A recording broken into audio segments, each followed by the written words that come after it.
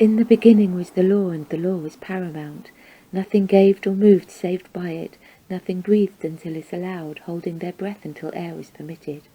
No one knew where to find the law, for it was hidden, and no one knew how to break the law, for it was buried, encoded in movement of the flesh.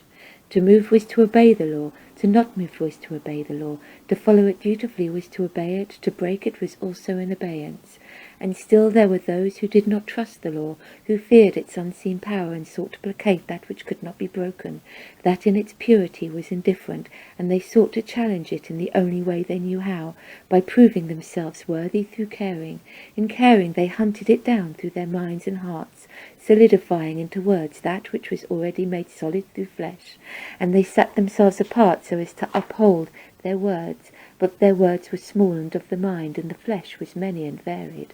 And they began to tear the flesh, for it was indifferent, and they had proved that they cared. And they were low, they were few, and the law within them was few, for everything was part of the law, and yet each thing was not the same as the next, and yet was the same, for it was law. And so they created thought where there was none, and so that thought might obey their words and be as one, for the flesh was many and varied.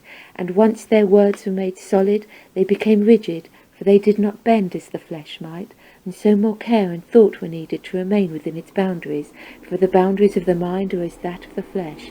And judgments were made so that their letters might be followed and upheld dutifully, and rewards were offered to those who remained within it, so as to describe better for the world its ways, and punishments were given to save and correct those who chose not to understand, and this was done with love, because the law was all, and they were not indifferent.